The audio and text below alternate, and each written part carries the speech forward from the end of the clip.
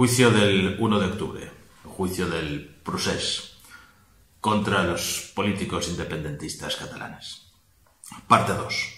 En la primera parte habíamos hablado de que se planteaba una cuestión de competencia. Una cuestión de competencia de quién tenía que juzgarles. La habían planteado las defensas, si el Tribunal Superior de Justicia de Cataluña o el Tribunal Supremo. El Tribunal Supremo ya ha resuelto la cuestión de la vista previa y ya ha resuelto quién va a ser juzgado en el Tribunal Supremo y quién va a ser juzgado en el Tribunal Superior de Justicia de Cataluña y por qué delitos van a ser juzgados cada uno de ellos. En este vídeo explicamos el auto o lo resumimos. Son 40 folios. Intentamos hacer un resumen lo más fiel posible de las cuestiones importantes del auto. Si alguno tiene interés, haciendo clic en el mostrar más y en el desplegable, tendrá un link para poder acceder al auto completo, en PDF. Soy Josep Ruaix, abogado, colegiado ICAP 21814. En este canal de YouTube quiero compartir contigo mi experiencia para que de algún modo te sea útil en la vida. También espero aprender de tus comentarios. Te invito a que te unas a mí en la búsqueda de la verdad, aunque sea subjetiva, cada semana en Ruaix Legal TV. Estos autos empezaron por unas querellas. Unas querellas que se interpusieron y fueron inicialmente tomadas a cargo de un juez de instrucción, el juez de instrucción de Barcelona número 13. El juez de instrucción de Barcelona número 13 fue el que recibió las querellas y empezó a investigar los hechos. Bueno, el juez de instrucción hace lo que hace el Ministerio Fiscal o lo que hacen los fiscales en Estados Unidos, que podéis haber visto en las películas, que es investigar. Investigar y recopilar pruebas. Por eso, no es el juez que puede llegar a juzgar nunca nada. Tiene que ser otro juez porque este se considera que su imparcialidad, por haber sido el juez investigador, está comprometida. Y se pasa a otro juez, que se llama entonces juez de lo penal en los casos normales. En este caso, se inició esta instrucción, que después fue continuada por la Audiencia Nacional, y finalmente la causa, después de los escritos de acusación, va a ser a cargo del Tribunal Supremo. Pero las defensas decían que eso no era correcto porque el Tribunal Supremo no es el juez predeterminado por la ley, dado que los hechos no habían ocurrido fuera de Cataluña, sino que habían ocurrido todos en Cataluña. En cierto modo tenían razón y aludían a unos precedentes, a los precedentes, por ejemplo, del juicio que hubo contra Artur Mas, el expresidente de la Generalitat de Cataluña, y contra Francesc Homs, que fue juzgado en el Supremo. El tribunal, respecto a esta cuestión, lo que dice es que no es aplicable porque los delitos por los que ellos eran perseguidos y fueran juzgados eran diferentes. Era un delito de desobediencia, un delito de usurpación de funciones y un delito de malversación de caudales públicos que habían sido, en principio, de dineros que ya eran dentro del presupuesto de la Generalitat. Pero, en definitiva, como Francesc Homs era diputado en la Cámara del Congreso española, tenía un aforamiento especial y le correspondía que fuera juzgado en el Tribunal Supremo, sin ninguna duda. Pero como Artur Mas no tenía esa cualidad, sino que era presidente de la Generalitat de Cataluña, pudo ser juzgado en el Tribunal Superior de Justicia de Cataluña. Ocurre en este caso también que el delito de desobediencia es un delito bastante concreto. Lo que se desobedece es una orden, y esa orden que se desobedece, o varias órdenes que se desobedecen en un lugar y en un momento determinado, y con eso ya se comete el delito. Los otros delitos son un poquito más complejos, ¿vale? Porque, de hecho, una rebelión no es en un momento determinado que uno se rebela, o un proceso de sedición no es en un momento determinado y concreto que uno se rebela, sino que es una serie consecutiva de actos o de hechos que llevan a interpretar las intenciones de sedición o las intenciones de rebelión y, en definitiva, de separación de una parte del territorio de España. En este caso, hay una acusación formada por 3 acusadores. El Ministerio Fiscal, que es el defensor de la ley, que normalmente siempre está en todos los juicios. El abogado del Estado, que defiende al Estado. normalmente no está en todos los juicios, sino es que le afecte algo, y una acusación popular, que es la de Vox. Todos coinciden en que existen 3 delitos: rebelión, sedición, vamos a decir, malversación, desobediencia, y además Vox añade otro delito, que es la organización criminal para delinquir, porque entiendo que todo esto fue orquestado y organizado, y que eso podría formar parte de una organización criminal. Bien, aquí juegan 2 cuestiones: la cuestión geográfica, donde se ha cometido el delito, y la cuestión territorial, que es lo que se llama competencia territorial, que se relaciona con la competencia objetiva. ¿A quién le corresponde objetivamente juzgar esto? Para que nos entendamos, si vamos a juzgar a un asesino que ha matado pues en Galicia, en Santander, en Alicante y en Barcelona, ¿dónde le vamos a juzgar? Bueno, en cualquiera de los sitios le podríamos juzgar, porque en cualquiera de los sitios ha cometido un delito y entonces se juzgarían todos a la vez conjuntamente por una cuestión de economía procesal. Pero no podría ser juzgado en Segovia, porque allí no ha pasado nada, sino que las víctimas eran de otro lugar. Ese es el juez predeterminado por la ley. La competencia objetiva es una definición de competencia de quién le corresponde juzgar un hecho, ya no por una cuestión territorial de dónde se ha cometido, sino que cuando esto excede, objetivamente, la ley dice que le corresponde a un juez o a un tribunal concreto. Hay que tener en cuenta que estos delitos de los que se les acusa son delitos que no son cometidos en un determinado momento, como os decía el de desobediencia, sino que son delitos que además no exigen un resultado. Si uno va a ser juzgado por un homicidio, tiene que haberse producido un homicidio o una tentativa o una frustración de ese homicidio. Son delitos que no exigen que el resultado sea obtener el objetivo de la rebelión, sino simplemente rebelarse, sea cual sea el resultado. Igual que ocurrió con Tejero, pues intentó una especie de rebelión, ¿vale? Pero al final fracasó. Una rebelión armada, claramente en este caso. Bien, la cuestión planteada es la de la competencia territorial, que además, en este caso del lugar de comisión del delito, también tiene un elemento superior, que es la condición de que todos los acusados, o la mayoría de ellos, son todos diputados en el Parlamento catalán, y por eso le correspondería a los órganos judiciales catalanes la competencia. Sin embargo, lo que dice es que todo esto hay que ponerlo en relación con la competencia objetiva, es decir, que cuáles han sido los efectos de naturaleza geográfica de comisión de estos ilícitos.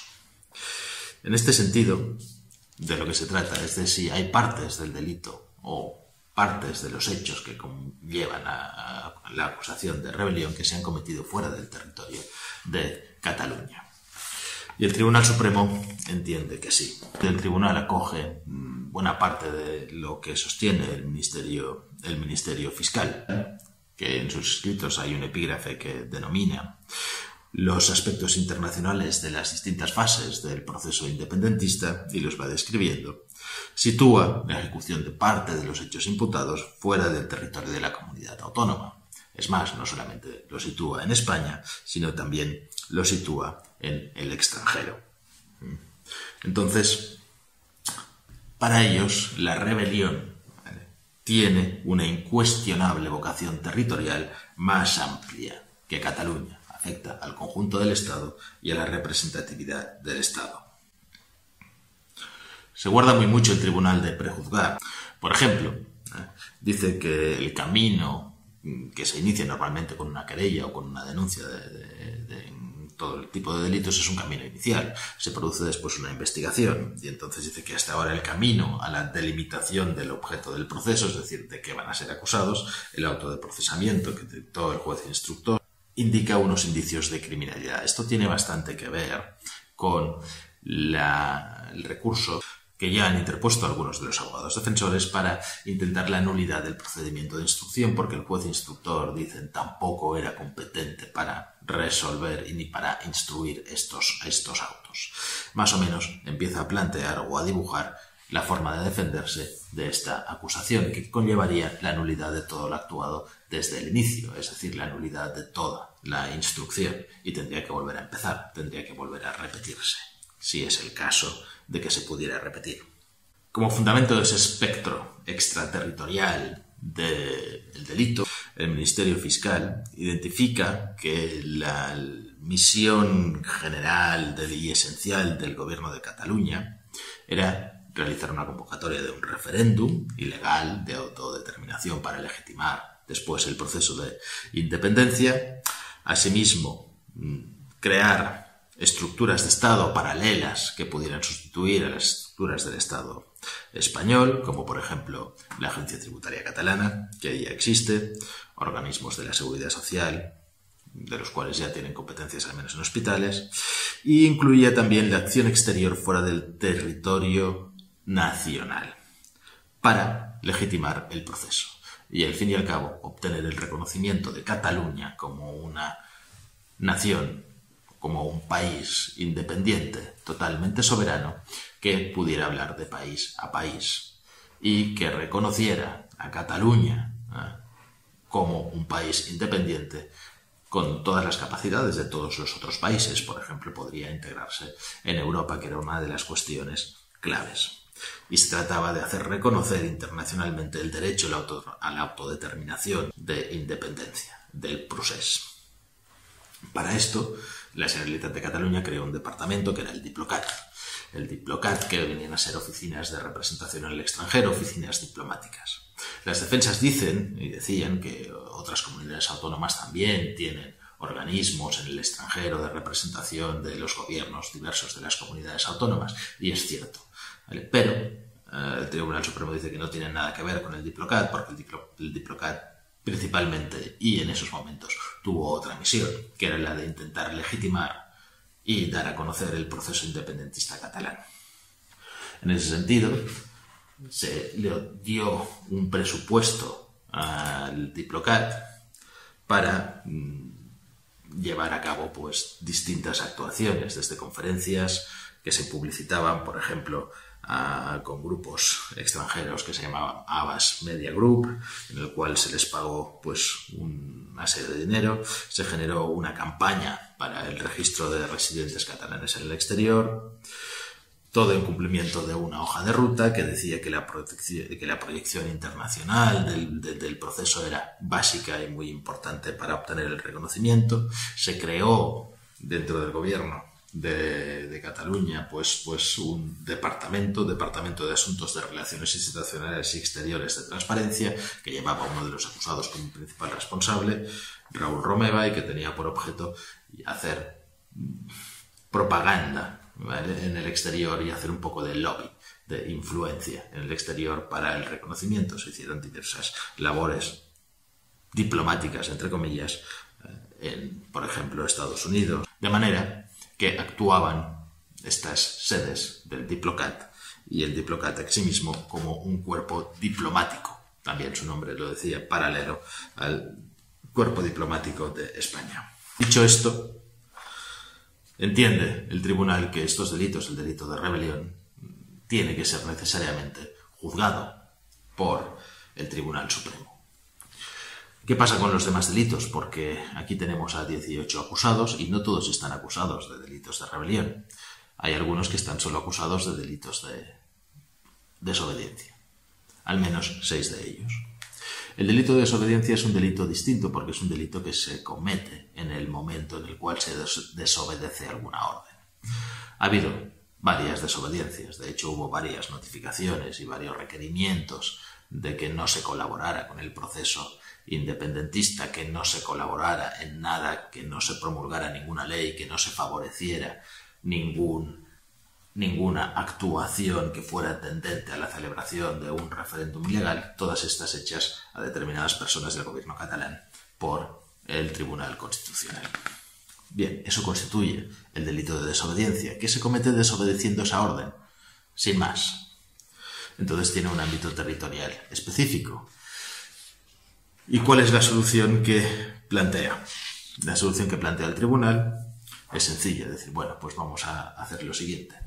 Los que únicamente están acusados de un delito de desobediencia que no es conexo, tiene que ver, pero no es la enjundia del delito de rebelión y de malversación de caudales públicos, sino una simple desobediencia, que sean juzgados por el Tribunal Superior de Justicia de Cataluña, porque es ahí el lugar donde se cometió el delito y es el lugar donde además algunos de ellos están aforados. Y así que este juicio va a quedar dividido en dos. Un juicio en el cual se va a juzgar a los acusados de desobediencia en el Tribunal Superior de Justicia de Cataluña y un juicio en el cual se va a juzgar a los otros 12 acusados por otros delitos, por el delito de rebelión, sedición, el delito de malversación de caudales públicos, el delito de desobediencia en el caso de que algunos de ellos hayan cometido alguna desobediencia por atracción de los delitos principales, y también por el delito que les atribuye la acusación popular representada por Vox, que es el de organización criminal para delinquir. Así las cosas,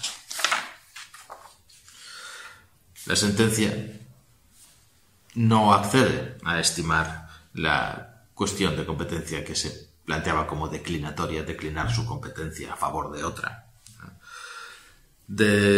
como cuestión de previo pronunciamiento al inicio del juicio, por los procesados Oriol Junquera, Raúl Romeva, Jordi Turull, Josep Rull, Joaquim Forn, Jordi Sánchez, Jordi Cuixart, Dolores Bassa, Carme Forcadell, Meritxell Borràs, Carles Mundó y Santiago Vila. Sin embargo, admite la declinatoria planteada por Lluís María Corominas, Lluís Guiñó, Ana Isabel Simó, Ramona Barrufet Santacana, Joan Josep Nuet y Mireia Arán Boya, a quienes se les imputa únicamente un delito de desobediencia continuada. Como os he dicho, hay 3 acusadores en este procedimiento. Es necesario que haya acusación. Es necesario que haya acusación porque estamos en un sistema en el cual sin un principio acusatorio, sin nadie que diga que se ha cometido un delito y que no defienda la ley, pues no hay juicio y de hecho no hay delito si nadie acusa. Para concluir, al final se les persigue por los delitos de rebelión o alternativamente por el delito de sedición, que son los delitos más graves por los que se les persigue y por los que hay penas de cárcel importantes. No tan importantes como en otros países donde estos delitos pueden llevar la condena a la cadena perpetua, pero sí a 25 años de cárcel. Si se subdividieran en dos y se diera la razón a la acusación popular de Vox, estaríamos hablando de penas que a alguno le podrían llegar a los 62 años de cárcel. El hecho es que las defensas no tienen otra opción que hacer lo que están haciendo: buscar nulidades de procedimiento, buscar defectos de forma, buscar quebrantamientos de presunciones de inocencia, de imparcialidad, de garantías procesales o garantías judiciales que puedan después sostener también en Europa y que puedan tener posibilidades de tener éxito, como ya lo tuvo con cierto buen resultado Carles Puigdemont en la Euroorden. Si te ha gustado el vídeo, suscríbete, dale al like, dale a la campanilla para recibir notificaciones y en los próximos vídeos seguiremos con la serie del juicio del Procés.